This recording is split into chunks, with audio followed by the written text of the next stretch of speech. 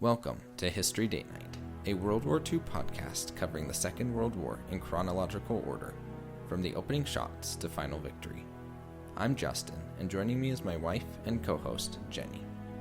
Together we explore the people, battles, and turning points that shape the deadliest conflict in human history, one date at a time.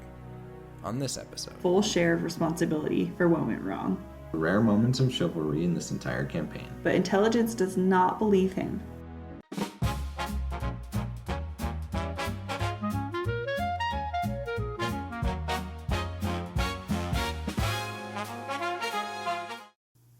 Welcome back to History Date Night. I'm Jennie. Last episode, we followed the evacuation of central Norway. Namsos and Ardennes both abandoned under heavy bombing. The Wuj ghetto sealed. Rudolf Höss taking command at Auschwitz. This episode, May 4th through 9th, the political cost of that failed campaign is highlighted in the House of Commons. In 2 days of debate that will end with the British Prime Minister's authority in ruins. And in Berlin, a German officer opposed to his own government makes one last attempt to warn the Dutch of the invasion that is coming. I'm Justin. This episode also has a Norwegian fortress finally surrendering after 25 days, a Polish destroyer's crew rescued to the sound of a battleship band playing their own national anthem, a German armored column spotted moving through the supposedly impassable Ardennes forest in broad daylight with nobody responding, and the full Allied battle plan laid out in detail, so that next episode, when it all comes apart, you'll understand exactly why. Let's get into it. May 7th and 8th, at Westminster, the House of Commons holds what becomes known to history as the Norway debate. Technically, a debate on the adjournment, but in practice, a referendum on Neville Chamberlain's conduct of the war. Chamberlain cannot adequately explain why British and French forces spent weeks landing at Namsos and Ardennes, rather than mounting a direct assault on Trondheim itself, one operation that might have actually changed the campaign's outcome. The debate produces one of the more theatrical moments in modern British parliamentary history. Admiral of the Fleet, Sir Roger Keyes, a Conservative MP and a hero of the previous war, arrives in the chamber in full naval uniform, 6 rows of metal ribbons on his chest, and denounces the government's handling of the campaign, volunteering personally to lead another naval assault on Norway himself if given the chance. It's a deliberately staged piece of political theater, and it works exactly as intended. But the moment everyone remembers comes from Leo Amery, one of the most senior conservative backbenchers, a man who has been a friend and colleague of Chamberlain's for years. Amery rises, and with what one account calls a devastating effect, quotes Oliver Cromwell's words to the Long Parliament from the 17th century, pointing directly at the Prime Minister as he says them. Quote, "You have sat here too long for any good you have been doing. Depart, I say, and let us be done with you. In the name of God, go." David Lloyd George, the Prime Minister who led Britain through the last war, rises as well, when Churchill, as First Lord of the Admiralty, personally responsible for much of the naval side of the Norwegian campaign, stoutly declares that he wants his full share of responsibility for what went wrong.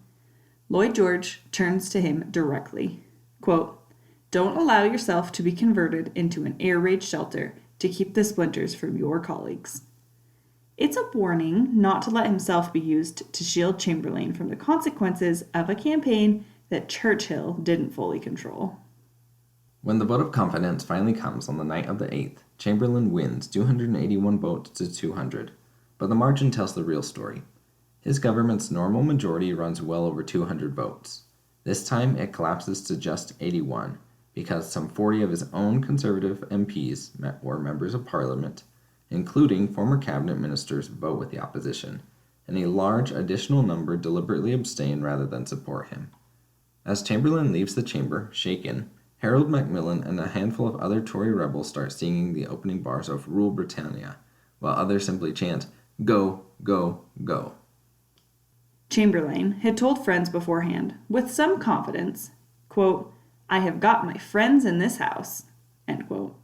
He discovers not many of them actually held that afternoon, but by May 9th, he's asking the Labour Party to join him in a coalition government, an offer that Labour's leadership quietly declines. understanding that a coalition under Chamberlain personally is not something that their own party would accept. That afternoon, Chamberlain begins discussing the possibility of his own resignation with the two men that are considered his likely successors, Lord Halifax and Winston Churchill. According to a diary kept by Labour's Hugh Dalton, Labour leader Clement Attlee actually prefers Halifax over Churchill at this point, but we all know how this ends. While Westminster consumes itself over what's already happened in Norway, the campaign itself grinds on. May 5th brings surrender after 25 days under siege. Hegra Fortress, an old, half-forgotten fort that a Norwegian artillery major and 250 volunteers reactivated with equipment that predated the First World War, finally surrenders. The 190 men holding it, along with a civilian nurse who had stayed with them throughout the siege, are the very last organized Norwegian resistance in the southern part of the country. In a small gesture that stands out against everything else that happened this week, Hitler personally orders all of them released within the following 2 months, in recognition of the defense they put up. It's one of the rare moments of chivalry in this entire campaign. May 4th, the fjord at Rombaken near Narvik. The Polish destroyer Grom is bombed and sunk by a German Heinkel HE-111, taking roughly 49 Polish sailors down with her. The survivors are picked up by the old British battleship HMS Resolution, a ship launched during the First World War, whose band plays the Polish national anthem as the rescued Polish sailors come aboard. The national anthem is titled, "Poland is Not Yet Lost." It's a simple, human moment of solidarity between allies in the middle of a campaign that is going incredibly wrong. The following day, HMS Seal, a British submarine that had successfully laid mines in the southern Kattegat, is damaged by one of Germany's mines in the same water, forced to the surface and attacked by German aircraft. Unable to scuttle herself in time, she surrenders with a white tablecloth run up as an improvised flag. Her entire crew of 60 is taken prisoner. 2 would eventually escape captivity and make their way to Switzerland. The submarine herself is towed into Frederikshavn, Denmark, repaired and recommissioned into German naval service under a new designation. It's a small but real loss, especially propaganda-wise. One more asset transferred from the Allied side to the German one in the middle of a campaign already going badly. At Namsos, in the final chaotic days of the evacuation that we described last episode, one of the destroyers involved is HMS Kelly, commanded by Lord Louis Mountbatten, a name that will matter considerably more later in this war, and in the history of British royalty and Indian independence well beyond it. Kelly is repeatedly attacked while ferrying troops out from the wrecked port, part of the same brutal air campaign that sinks the Bison and the Afridi, which we told you about last episode. In the far north, the situation is different for now, and this week brings real Allied reinforcement rather than retreat.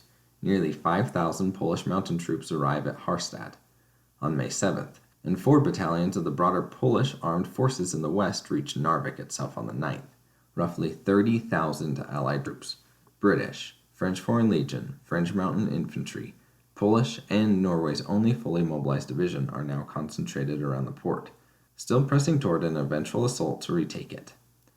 German General von Falkenhorst, recognizing the danger, has already ordered his 2nd Mountain Division to begin an overland march of 300 miles from Trondheim to relieve the garrison, through terrain so difficult that the final 85 miles have no roads at all. It's a race against Allied pressure that Germany is not obviously going to win. Now we come to the part of the episode that matters most for everything about to happen next. Hitler has postponed Fall Gelb, the invasion of France, again and again since he initially set the date range for the attack. This week, General Alfred Jodel's diary tracks the postponements almost day by day, pushed to May 7th, then the 8th, and finally, on the night of May 8th, into the 9th. Hitler makes his decision. Jodl wrote, "Führer decides an attack for May 10th for sure." At 9 p.m., the code word Danzig is transmitted, confirming that the invasion will begin the next morning. At 21:30 that same evening, a full half hour after the last possible moment the order could have still been recalled, Colonel Hans Oster, the right-hand man of Abwehr Military Intelligence Chief Admiral Wilhelm Canaris, has dinner with his friend Colonel Bert Sass, the Dutch military attaché in Berlin. Ulster tells him plainly, Fall Gelb happens tomorrow morning. He says goodbye with the words, my dear friend, let's hope we will see each other after the war, and urges Sass to make absolutely certain the bridges over the Meuse River get blown as soon as possible. Sass immediately passes the warning to the Belgian military attaché, then calls the duty officer at the Dutch Foreign Ministry with the message. Quote, tomorrow at dawn, be firm. You know what I mean. End quote. The officer confirms that he understands. 90 minutes later, the head of Dutch Foreign Intelligence calls Sass back and asks, in simple prearranged code, whether the warning is genuine. Sass confirms that it is, but intelligence does not believe him. The intelligence officer reasons that if Germany were truly about to launch such an operation, it would have blocked international phone lines to embassy personnel first, and those lines are still open. Here's what makes this particular failure so painful in hindsight. Ulster, through Sass, had already correctly warned the Dutch of the exact dates of the German invasions of Poland and Norway. He had been right every single time. But Fall Gelb itself has now been postponed and recalled so many times since planning began back in November. We've tracked several of those postponements ourselves over the past few episodes. But because of this, Sass's credibility has worn thin through no fault of his own. The boy who cried wolf, except the wolf was really coming every single time. And unfortunately, this will not be an exception either. And there's an even more startling failure of warning this same week that deserves to be told plainly.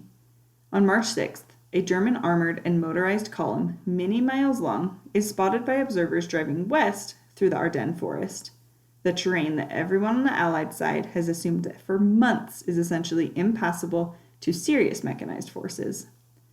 The Belgian army does not respond. Pope Pius, working from Vatican intelligence sources, separately shares warnings about an imminent German attack on the Low Countries with Princess Marie of Belgium, who is the sister of King Leopold III. The warnings are arriving from multiple independent directions, repeatedly, specifically, and correctly. Almost nothing changes in response. Before we move on, it's worth taking a moment to actually lay out how the Allied armies are positioned on the defense right now. Supreme Commander General Maurice Gamelin has built his entire strategy around the assumption that Germany will attack through central Belgium, roughly repeating the invasion route of 1940. If that happens, the plan called the Deal Plan calls for the best Allied mobile forces to rush north into Belgium to meet the Germans on more favorable ground, well forward of the French border itself. The French had actually wanted to already have their troops in Belgium, pre-positioned for defense, but wanting to avoid any justification Germany could find for an invasion, the Belgians denied this request. From north to south, General Henry Zero's French 7th Army will move up the coast towards Breda in the Netherlands. 21 Belgian divisions hold the line between Antwerp and Louvain along the Deal River. 9 British divisions hold the Deal further south. General Georges Blancher's French 1st Army is supposed to cover central Belgium from Louvain to Namur. General André Kohlrapp's French 9th Army is assigned to the Belgian Ardennes in the Meuse River line from Narum down to just north of Sedan. And General Charles Huntzinger's covers the Meuse from where it crosses into France near Sedan down to the Franco-German border itself. Now, this is a lot of names and places, but it's just to demonstrate that the Allies have put in all their chips in defending Belgium, though the Belgians are still resistant to the idea of having French soldiers on their territory, despite the increasing warnings of imminent German invasion. The pivot point of this entire Allied line, the seam between Kohlrapp's 9th Army and Huntzinger's forces, sits directly across the Meuse at Sedan. It's the weakest link in the whole chain. Kohlrapp has just 9 divisions covering roughly 75 kilometers of front, made longer by the winding of the river itself. Only 2 of his 7 infantry divisions are regular army, with 2 more being reserve formations made up of men over 35. Huntzinger's forces covering the French Ardennes are similarly thin. Kohlrapp has complained repeatedly to Gamelin about having too few troops for the ground he's expected to hold, but he's been ignored. And there is a painful detail to include. Back in March, a French parliamentary committee actually inspected this exact region and sent a formal warning to both Gamelin and former Prime Minister Daladier that Sedan represented a weak point in the defensive line. Hunsinger's written response was that nothing further was required to enforce the Sedan front. German Army Chief of Staff General Franz Halder has already written privately that even if the Ardennes plan carried only a 10% chance of success, he'd still commit to it, which is quite the turnaround from his earlier thoughts on it. And that is because it's the only approach that could actually lead to a decisive German victory rather than a repeat of World War I's 1914 stalemate. Germany's plan is a genuine gamble on a numerically inferior force succeeding through speed and audacity against everyone's expectations, including many of Germany's own generals. The Allied plan, built on a reasonable historical assumption and reinforced by reconnaissance, has a gap in it exactly where Germany intends to strike hardest. Away from the coming battlefield, the machinery of occupation and ideology continues turning without pause, and this week brings a rare glimpse of dissent from inside the system itself. Count Wolf Heinrich von Helldorf, the Berlin police president and formerly one of Hitler's most committed early supporters, relays a disturbing report to Colonel Oster, the same one who's spending this week trying to warn the Dutch about Fall Gelb. Helldorf's deputy has just returned from a trip to occupied Krakow in Poland, where he found the local SS chief in a state bordering on hysteria, confessing that neither he nor his men felt capable of carrying out their assigned duties without getting drunk first. No one who did what they were being ordered to could ever go back to living a normal life afterward, Helldorf tells Oster. Helldorf also passes along his own private estimate. Less than 40% of Berlin's population actually supports the war. It's a striking data point to discuss from inside the Nazi Party's own security apparatus. In the capital city itself, a majority of the population is privately opposed to the war their government has brought upon them. It doesn't change anything about what's about to happen and the eventual fate of Berlin. But it's worth knowing that the war machine grinding forward this week was never running on universal enthusiasm, even among the people closest to its leaders. And a handful of final threads before we close. On May 7th, Simon Timoshenko, whose reorganization of the Red Army after the Winter War that we discussed several episodes ago, is formally appointed the Soviet Union's Commissaire for Defense, replacing Kliment Voroshilov. It's the institutional confirmation of everything that we told you about the post-Finland reforms. New leadership, brought in specifically because the old leadership's failures were too severe to ignore. On May 9th and 10th, British troops occupy Iceland. We talked about this back in episode 30, but now it is finally executed, and the United Kingdom raises its conscription age to 36. Belgium formally declares a state of emergency and puts its military on alert. The Grand Ducal family of Luxembourg, watching German troop movements with real alarm, flees west into France. And on the evening of May 9th, Hitler and his staff arrive at a headquarters called Felsenist, built into the west wall fortifications on the German-French border. Yodel's diary entry for that night is almost eerily calm compared to the agitation of the previous postponements. The weather report is favorable, the code word has already gone out, and there will be no more delays. Everything we've told you about this week, the Norway debate, the fall of Hegra, the warnings passed and ignored, the thin Allied line at Sedan, everything is about to become background to what happens tomorrow. So, to wrap up, British Prime Minister Chamberlain is told, in the name of God, to go. Chamberlain survives the vote but loses his authority entirely, and by the end of the week is quietly discussing his own resignation. Hegra Fortress falls after 25 days, and its defenders are released by Hitler's own order in a rare gesture of respect. A Polish destroyer's survivors are welcomed aboard a British battleship to the sound of their own anthem. Colonel Oster warns the Dutch that the invasion will be coming tomorrow. A German column is spotted crossing the Ardennes in broad daylight. And Hitler settles in for the night before an invasion that, this time, is not going to be postponed again. Next episode, May 10th. Thanks for joining us for episode 35 of History Date Night. We'll see you next time. See you then.